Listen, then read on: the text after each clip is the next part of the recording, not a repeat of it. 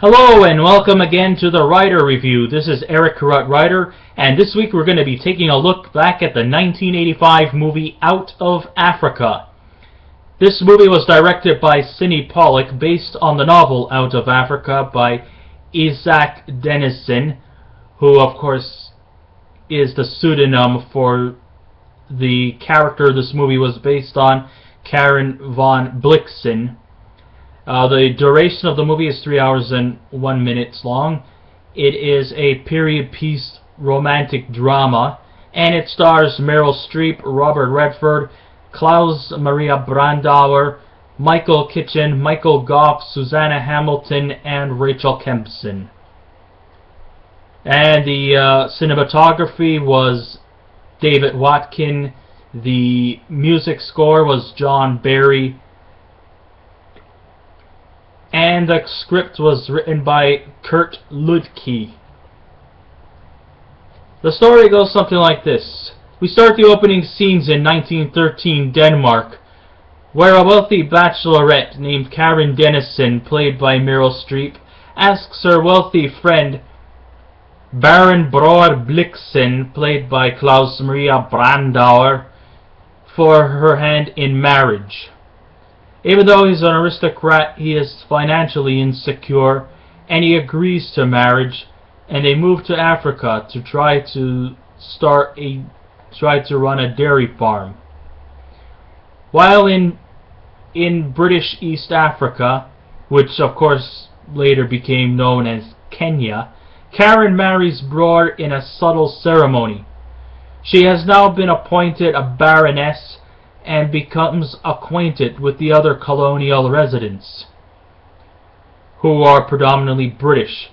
She also meets a big game hunter named Dennis Finch Hatton, played by Robert Redford, who develops a close friendship with her. Things take a different direction as Bror used her money to open up a coffee plantation instead of a dairy farm. To make matters worse, he puts in very little effort to run the coffee plantation, and she is eventually the one who's been running the show.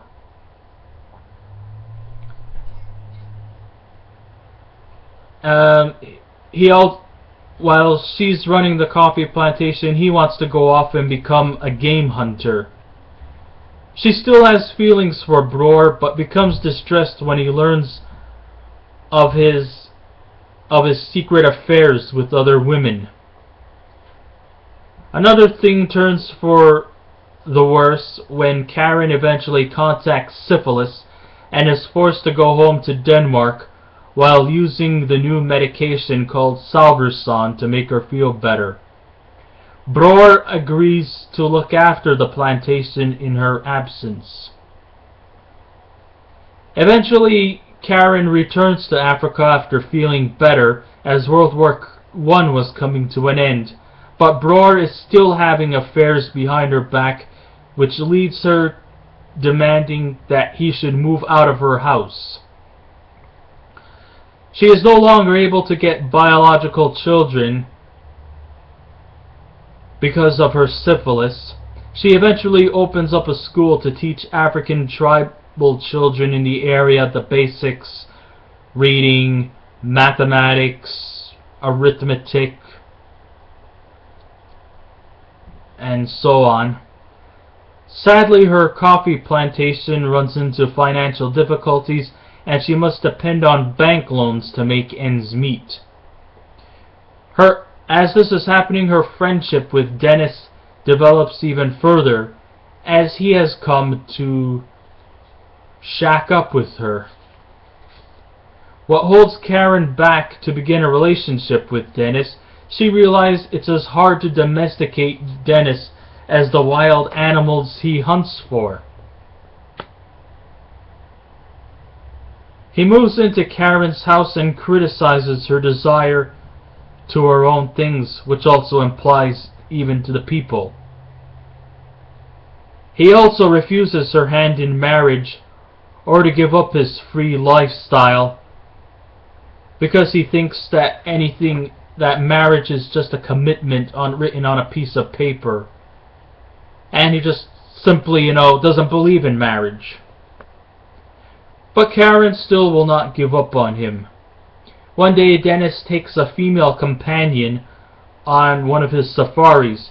Karen asks him to take her along, but he refuses, and eventually Dennis also gets booted out of her house. The plantation now has good harvest, but a vicious fire breaks out, which results in the crops and the factory all being destroyed. Now financially broke, her relationship with Dennis is over. Karen is left with no choice but to go back home to Denmark. Karen now has to sell everything she owns and empties all her luxuries at a rummage sale. In a now empty house, Dennis visits her that night. The two drink and dance. He asks if he may escort her to the Mombasa train station in his biplane as she begins her journey back home. She agrees, and he promises that he will visit her in a few days. However, Dennis has never visited her, and Karen is told that his plane crashed and he was killed. Karen attends his funeral in the Nagong Hills as Karen's servant takes her to the Mombasa train station.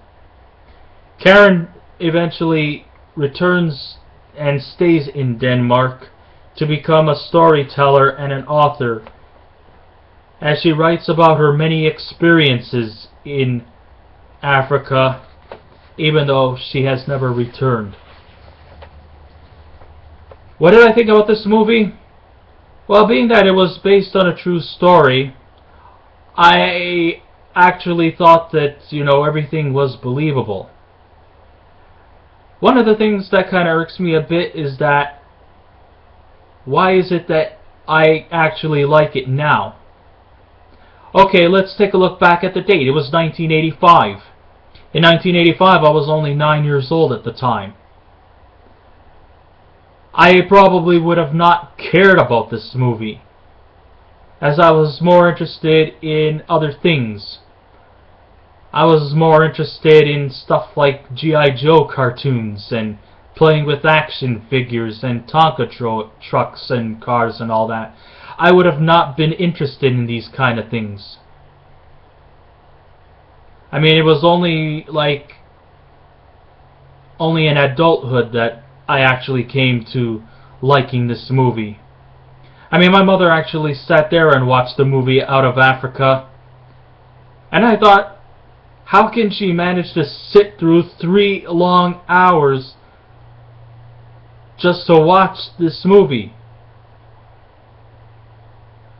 I mean, she had to be crazy. And it's not like, I have a short attention span or anything like that. But I don't think at the time I would have been interested. And I was even questioning as to why was it even nominated for 7 Academy Awards and deserved all its accolades that it got at the time. Remember, I was just 9 years old. I was more interested in stuff like Beverly Hills Cop, Back to the Future, The Goonies, more quick-paced stuff. But now that I'm a grown-up, I'm 37 years old, and I have come to actually enjoy this movie. After all these years of seeing it through a blind eye, I arbitrarily sat down for 3 hours. I was expected that maybe I was giving myself torture to sit through it, but in the end, I was intrigued. This wasn't punishment of any kind. I sat through the 3 hours, and there was lots of things I enjoyed about this movie. I enjoyed the cinematography, I enjoyed the rich landscapes of Africa, the animals, the people, the cultural diversity within the characters. and everything just all seemed to be well into place. Now, I know this movie may not be for everyone. Not everybody has the patience or the composure to sit through 3 hours. But I have that much stamina. Hey, if I could sit through 4 hours of Cleopatra, 3 hours and 35 minutes of God-forsaken Heaven's Gate, then this should not be too much of a challenge for me. The direction, I gotta give hats off to Sydney Pollack. He made everything all in well detail, leaving no stone unturned. I thought that the chemistry within the characters were excellent, as each character played off each other's lines quite well. And I thought that the chemistry between Karen von Blixen and Brauer was quite good, even though, you know, Brandauer's character, Brauer, was not exactly a likable guy, but he was believable. And I thought the chemistry between Karen and Dennis, played by Meryl Streep and Robert Redford, was also quite enthralling. I mean, I thought that maybe Dennis would finally, you know, like, pull through and commit himself to marriage. But I guess it is believable that he stayed true to his own words, and it did not fall under the formulaic cliche ending where Karen and Dennis got married and they all lived happily ever after the end. No, it didn't have a happy ending. And it's not because I'm a sad, gloomy guy, but I just don't like those, like, wrapped up in a nice little package cliche ending. We don't need that. This is not a children's fairy tale. This is reality. And if people don't like that, well, you can always turn away and watch something else. A lot of people had put down Robert Redford for his performance as who was supposed to be British. Robert Redford blatantly and purposely decided to just make his character American. But the thing is, by making him American, he just does not fit in with the atmosphere. And that maybe they should have had a British actor to play the part of Dennis Finch Hatton.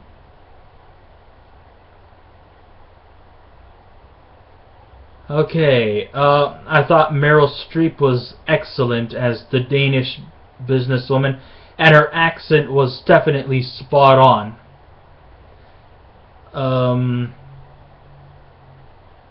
Okay, a lot of people think that this was just a one-note romantic drama. Well, you're sadly misconstrued if you think that.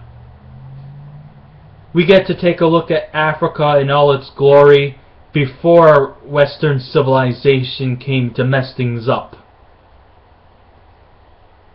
And we get to actually marvel at Africa's beautiful scenery, thanks to the brilliant cinematography of Mr. David Watkin, and the musical score by John Barry is just totally awesome. It just follows through the scenes, and it makes this 3-hour movie go by much quicker.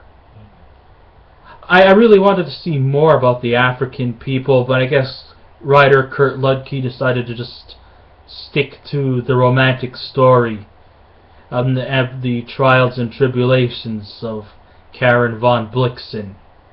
But by the time the movie ended, I got to fully understand Blixen, what she was going through, the triumphs, the pain, and the agonizing ups and downs in her life, which really makes her truly a very believable and fascinating person. And if you never had a chance to read any of her books, then this movie might inspire you to do so. So that kind of ends my presentation. I hope you enjoyed it. Please write back to me. Thank you so much, and take care of yourselves.